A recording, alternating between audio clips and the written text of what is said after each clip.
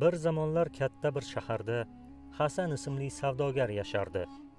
U yoshligidan mehnatkash, tadbirli va ishbilarmon edi. Savdogarlikni bozorda xurmo sotishdan boshladi. Keyin sekin-asta boshqa qimmatbaho buyumlar bilan savdo qildi. Oradan yillar o'tib, o'zining kichik do'koniga ega bo'ldi. Keyinchalik boshqa shaharlarga katta karvonlar yuborib, mamlakat bo'ylab savdo qila boshladi. Odamlar unga havas qilishardi.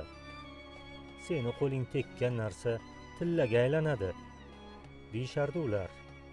Ammo Hasan bu omadning siri nimada ekanini o'zi yaxshi bilardi. U har kuni keksa otasining duosini olar, savdogar har kuni ertalab otasini qo'llarini o'pib, ishlariga Alloh baraka berishini so'rardi. Ota har gal Xudo seni omadingni bersin, faqat manmanlik qilma bolam, deb duo qilardi.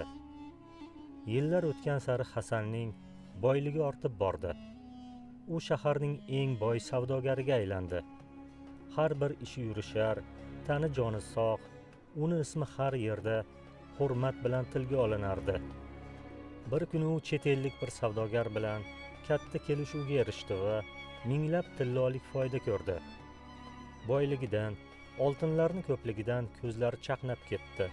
Qalbida g'urur paydo bo'ldi va men juda aqlli, tadbirli odamman.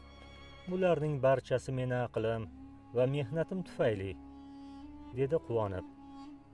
Podshoh saroyidan ham baland qilib qasrdek uy soldi. Ishlari ko'payib, hatto otasidan xabar olishga ham vaqt topolmay qoldi. Avvallari otasidan maslahat so'rardi, endi esa keksa odam nimani ham bilardi, deb o'ylab, otasining gaplariga e'tibor bermay qo'ydi. Bir kuni otasi uni oldiga chaqirib, bolam, seni omading, meni duoyim va Allohning inoyati bilan, shuni unutma, deb nasihat qildi. Savdogar esa kulib, men yosh bola emasman, u zamonlar o'tib ketdi otam. Men har narsani o'ylab, puxta reja bilan qilaman, duo bilan emas, tadbir bilan qilaman, dedi savdogar. Shu kundan boshlab u otasini unutdi. Kambag'allarga qaramas, faqirlarni oldidan haydardi. Qalbida kibr illati paydo bo'ldi. Qachon qarama, mendaqa odam yo'q, men zukkoman, mendek omadli inson yo'q. Pulim bor, do'stlarim bor, bilimim bor, nimadan qo'rqishim kerak, derdi u.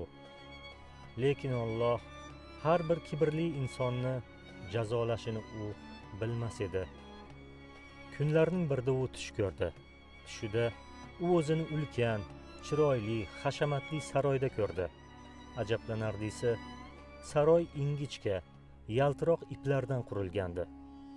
U hayron bo'ldi va bu qanday joy? Juda chiroyli ekan, lekin devorlari juda nozik, o'rgimchak ipidan to'qilgan ekan, dedi hayratlanib. Shu payt ohista shamol esdi. Salgina shaboda o'rgimchak ipidan yasalgan saroyni vayron qildi. Saroydan asar ham qolmadi. Saroy o'rnida bahaybat o'rgimchak paydo bo'ldi va dedi: seni ham topgan boyliging, qurgan imoratlaring mana shu men qurgan o'rgimchak ipidan yasalgandek bazo'r turibdi. Ehtiyot bo'l. Qurgan imorating bir soniyada qulashi mumkin. Bu so'zlarni eshitgan savdogar cho'chib uyg'ondi.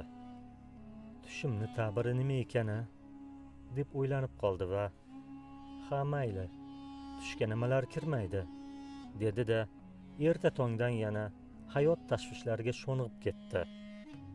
O'sha kuni u zargarlik buyumlari ortilgan katta karvonda yuk chiqardi. Ammo karvonga qaroqchilar hujum qildi. Barcha yuk talandi. Savdogar birinchi marta katta zarar ko'rdi. Yo'q, bular hammasi tasodif. Keyingi savdoyim albatta yaxshi bo'ladi, deb o'zini yupatdi u. Keyingi safar dengiz orqali yuk chiqardi. Ammo dengizda kuchli bo'ron ko'tarilib, kema cho'kib ketdi. Qisqa vaqt ichida barcha to'plagan boyligidan ayrildi. Do'stlari, yaqinlarini yo'qotdi. Uyini sotdi. Qo'l ostidagi ishchilarni tarqatib, yolg'iz o'zi qoldi. Bir kuni savdogar keksaygan otasi oldiga bordi. Ming hijolat bilan eshikni taqillatdi. Keksa ota ko'zlarida mehr, sevinch bilan eshikni ochdi. Savdogar tiz cho'kib yig'ladi. Otajon, men adashdim. Men o'zimni Xudodek his qildim. Men sizni duolaringizga muhtojman, ota. Keksa ota farzandini bag'riga bosib, bolama, boylik, omad, sog'lik, bular barchasi Allohning sinovi. Agar sinovni to'g'ri qabul qilib, sabr qilsang, baraka bo'ladi. Xudoni unutgan odam o'zini ham yo'qotadi, dedi ota. Shundan so'ng Hasan qaytadan do'kon ochdi. Har kuni otasidan duo olib, kambag'allarga sadaqa berdi. Allohga tavba qildi. Ishlariga yana baraka kirib, boyib ketdi. Haqiqiy boylik Xudoni unutmaslik, duo olish va kamtarlikda.